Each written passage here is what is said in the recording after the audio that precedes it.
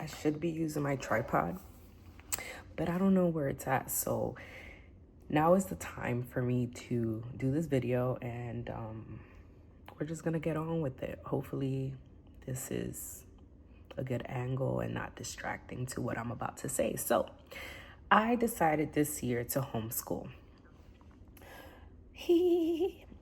I'm nervous because it's a lot of pressure on me deciding to take Zakai, my oldest 4-year-old, out of school and doing it myself. So just a quick backstory. We were a military family and we used to move around a lot. So I didn't have like a designated person or school, daycare to take Zakai. Literally, I had him in 2020. We were in Maryland and I quit my job to be a full-time stay-at-home mom and content creator.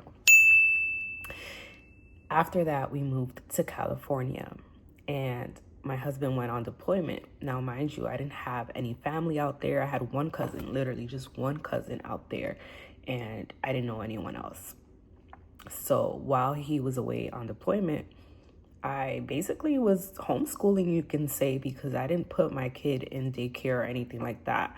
The closest thing to daycare he had was the YMCA.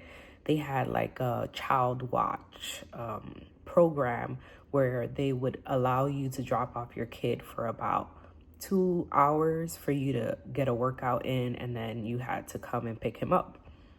So I took advantage of that program. Fast forward, we moved to Georgia and I'm pregnant with my second boy, Zaire. And I'm like, ooh, this is getting a little bit more challenging. Zakai is already 3 years old by then, and it's time to put him in school because ain't no way I'm, gonna have a newborn baby and this crazy little toddler running around terrorizing the house. Those were my thoughts, right? So I found a school. It was also with the YMCA, and it was a Head Start school. So that means that it's lottery based, first come, first served. And I got lucky that they called me. Shout out to Miss DeBose. She was super kind, and I expressed to her, like, I need this kid out the house, and I need to be able to focus on this newborn baby, I thought, right? So he went to the school, and I was not happy with the nutrition plan that they had him on. And I say that to make it sound nice, because to me, it wasn't really planned. It was just one thing only, vegan nuggets. So now if you follow me on Instagram, if you follow my content, you know that I'm raising plant-based babies. So my son does not eat any meat. He's never had any meat. He has had fish. He had, not by choice, but anyways, he's plant-based, right? So this school, prior to him even attending, we went to an orientation and I stood up. I said, hey, how can you accommodate a plant-based baby? I said vegan because it's easier for them to understand the diet if I just say vegan, right? They're like, oh yeah, no, we have other children here that don't eat meat, and we swap out the milk for soy and all these things. I'm like, okay, great. And then at the end of orientation, I remember this lady pulling me to the side. She was like one of the directors, and she's like, hey, if you don't mind creating like an email, send me like all the things that he eats and stuff, and we'll make sure to buy it. I'm like, oh, great, shit. So I wrote a whole PDF with pictures. It was very detailed, and they got back to me and they're like, oh my gosh, thank you so much, that was thorough and we really appreciate it, we're gonna accommodate him. All year my son had vegan nuggets, all year. I'd ask him when he'd come from school, Zakai, what did you eat today? Vegan nuggets.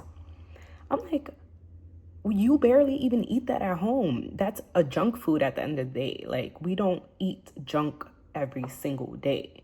Like, we'll treat him to vegan nuggets maybe on a weekend, on a Friday. That's like eating pizza every freaking day. Would you do that? No. Is that a nutrition plan for a 3-year-old? Absolutely not.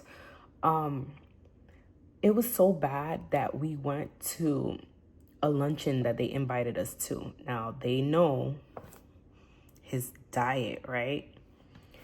There they assume we eat the same. There they assume, right? We go to this luncheon. Everyone's serving themselves. It was for Thanksgiving, so they had all types of meats and dairy products, not dairy products, dairy desserts and stuff like that. Now, I will eat me a little dessert or whatever. And Zakai, like, if he's for it, like, if he wants, he doesn't like cake. Naturally, he doesn't like cake. So that doesn't really even trigger him when he sees it. Like, he's more of a cookie guy, and we'll buy him like vegan cookies and stuff like that. He'll enjoy that.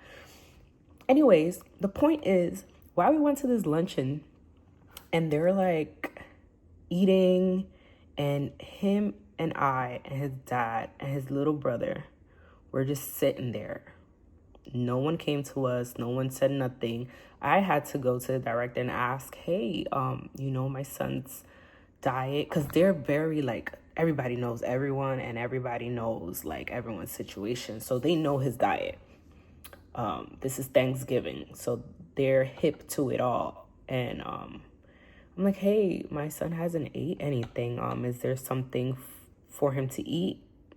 Right? They should be prepared because they know he's coming. Like, they made us fill out and sign a whole paper saying we were coming, right? So I assumed they'd be prepared. Why? We sat there again for like a whole nother 30 minutes. It felt like forever, to be honest, because at this point my son's fidgeting and he's just like, oh, I want to eat. I'm hungry. So they come over with like a cake plate of, I think it was like 4 vegan nuggets. And we're just looking at it like, my son dogged it because he was starving. That was like one of the last straws I had, and his dad was pissed too, because how are you going to invite an entire family, which you can assume eats the same, or even the kid eats a certain way, and you're literally giving him the same thing you've been giving him all year round on a holiday, and everyone else is eating all this extravagant stuff. Like, I was triggered and pissed. From that day on, I kind of slowly started considering homeschooling, because why is my kid looking malnutrition now? Like, he's not eating the same as he was prior to going to the school, and he's not like, he's becoming pickier. All he wants is candy. His pee was smelling and it was yellow. He wasn't drinking enough water. Like, I literally, every time I'd pick him up, I'd take him some water and I'd be like, Zakai, did you have something to drink? Milk. All he had was soy milk. And I'm like, okay, no, you need to drink water too. What about juice? Like, fruit, like vegetables, like something else other than vegan nuggets. So I'm like, I was starting to dread the idea of homeschooling, but I felt like it was necessary for me to do something, either take him out, put him in somewhere else that would probably cost us a lot of money, or figure it out myself. So, time flew, summer went by, it was time to move from our old place, and now we only have one reliable vehicle. My husband is in school, and the time that Zakai would have had to been dropped off at school would have been the same time my husband would have had to be at school. No accommodations around that at the school that my husband's in. So now I'm like, oh, okay, God, are you like designing this perfectly for me to have to do this? And so I'm being obedient, and now I'm homeschooling my 4-year-old. He's going on 5 in October. Another thing that pissed me off about schools here in Georgia is that they have this rule that you have to be a certain age by September 1st, or not, you need to, or if not, you need to basically be left behind. Like my son in New York, as a 3-year-old going on 4 early in the year, would have went to school, he would have been going into kindergarten right now. Like there's people that I know that their 4-year-olds are going into kindergarten and not pre-K. Does that make sense? So this year here in Georgia, he would have been entering pre-K because he started preschool at 3, almost 4 years old. So that pissed me off too. And I'm like, okay, well, let me just keep him at home and teach him kindergarten stuff, so that if he does actually go back to school, a private school, a charter school, or something more, advanced, then he can, be up for it, be prepared. So I don't have it all figured out. I really don't. My cousin Alex, shout out to Alex, she gave me this great idea of using AI to set up a curriculum, and I'm doing some research here on YouTube and online to see if there's any funding for homeschooling children and getting supplies, because now I'm like, oh, this is the real deal. Like, we need supplies. We need a printer. We need paper. I have crayons, I have markers, I have paint, brushes, and stuff like that, but we need more things to get this really going. Printouts. So yeah, if you enjoyed this video, hit the thumbs up. Let me know in the comments, are you homeschooling now as well? Is that something you've been doing? Is it something that's new to you? Are you considering it? Give me some insight, give me some advice, give me some encouragement, because I need it all. Okay, I need it all, especially since, did I even mention I have 3 under 5? I have a 4-month-old, a 1-year-old, and then my 4 going to 5-year-old. So technically, I'll be starting my 1 almost 2-year-old. I'll be teaching him too, essentially, basically. Pray for me. Anyways, thank you for watching this video. If I get good feedback on this topic of homeschooling, I'll definitely keep you guys updated. Definitely follow me on Instagram, TikTok, just for the in-betweens. Whenever I share little clips here and there of what I'm doing with my sons.